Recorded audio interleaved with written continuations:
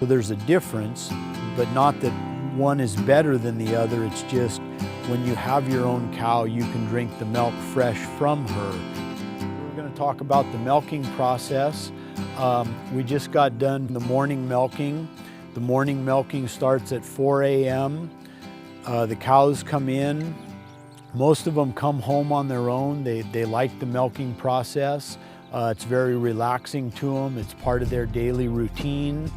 So most of them come home on their own, and they enter the milk barn. It's a very calm, relaxed atmosphere. They enter the milk barn. They're given grain to eat. It's corn and barley and a protein pellet. You know, to the average person, it kind of looks like granola. They eat 12 pounds per day. So they enter the milk parlor, they start to eat their grain.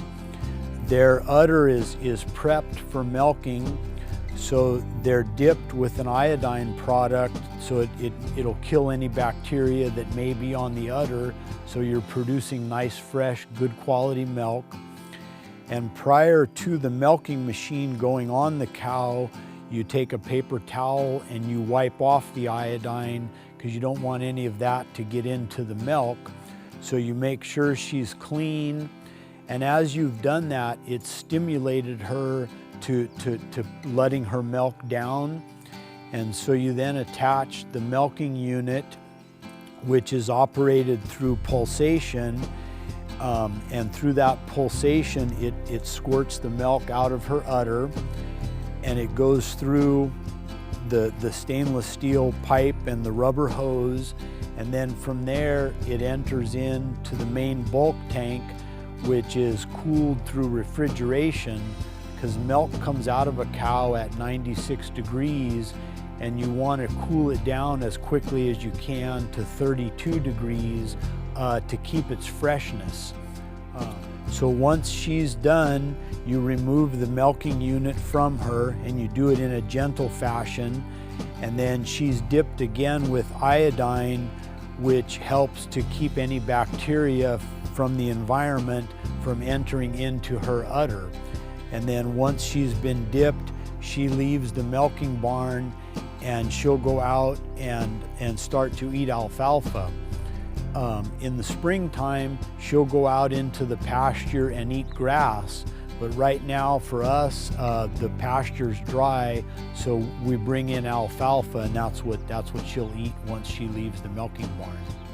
You know, if you have a cow at home and, you know, basically you have her in the backyard and you and your family take care of that cow, pretty good chance you'd be milking her by hand, the way we did 100 years ago. So there's a technique to it in how you shape your hands, how you grasp the udder. You definitely want to be gentle. It's kind of like riding a bike. You know, once you've done it once, it comes to you pretty naturally. You would still want to do the iodine process just to enhance the cleanliness of the milk and to keep any bacteria that's floating around from entering into the cow's udder. So everything other than the actual milking, you would still do just like we do here on the farm. You'd want to sanitize your equipment properly. You'd want to make sure her udder was properly clean. And through that cleaning process, it stimulates her to let her milk down. If you had your own home cow, you would basically have a refrigerator, a good running refrigerator that's designated just for the cow's milk. So you would milk your cow, and then as soon as you were done, you would put that milk in your glass bottles and then put it in your refrigerator. Because basically your refrigerator takes the place of the stainless steel refrigerated tank on my farm. But they serve the same purpose, and the purpose is to cool that milk as quickly as you can, so that gives it a longer shelf life. And yeah, if you just have one cow for your own home use, it works pretty well. After each milking, everything is properly sanitized. It's all done with hot water. Your first step is you'll rinse your equipment with just lukewarm water, just to get any leftover milk out. You want to rinse that out. So once you've rinsed your system, then you'll add hot water to the system. You want to have it at 180 degrees. The hotter it is, the better it is at cleaning the equipment, killing any bacteria. And then you'll have the correct soap that's been approved. You know, one, it's approved for sanitizing milking equipment, and second, it's been approved by your organic certifier that it's the correct soap to use. So you'll circulate that through your milking system, circulate it through with the hot water, and you'll follow the recommendations on the label of the product you're using. It may say to circulate for 7 minutes, maybe 12 minutes, but if you follow your label and use the correct soap, the correct amount of soap, you get nice, shiny, nice, clean equipment that's ready for the next milking 12 hours later. Because it's all about producing a good product, a good, clean product, and the cleaner it is, the more flavorful it is. So if you're having a glass of milk, or you're making yogurt or ice cream or cheese, it's going to come through in a good flavor, good quality product.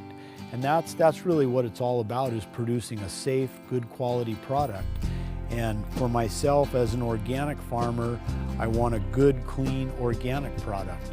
You know, all milk that's produced on a farm, a grade A certified farm, and you have your grade A permit, which is issued by the state, is different from a person who, you know, has their own cow, which when they have their own cow, you know, they drink that milk fresh from the cow. So there's a difference, but not that one is better than the other. It's just when you have your own cow, you can drink the milk fresh from her. When you have a farm and you're producing a product that a lot of people are going to eat and drink, then you go through the correct channels and everything is documented and everything is pasteurized and cleaned properly. Not that one is better than the other, it's just you're dealing with a large scale of the milk you're producing versus, you know, producing milk from one cow that basically lives in your backyard for your family. Yeah, so we're gonna wrap things up. That's pretty much a morning on the farm. You know, you can see all the cows have been taken care of for the morning, and they're just kind of relaxing, and we're gonna do it all over again this afternoon. But I want to thank you guys for visiting the farm. It's been a lot of fun, and it's kind of something out of the ordinary. And hopefully this will kind of help to educate people, you know, what being an organic farmer is all about, what the life of a farmer is like, taking care of the land. And I think maybe it'll open people's eyes to kind of ask questions. Where does your food come from? Who is my farmer? You know, what's that guy down the road? You know, what does he do? I really never met him, never knew what he grew. I'm kind of interested now. I think it's a great way to live life, is just ask a few questions. We rent out pasture to our neighbor that has beef cows. We rent out, you know, if somebody wants to come and rent the plant for the day, we would absolutely do that. We rent out our shop. We do cheese making classes. We do tours.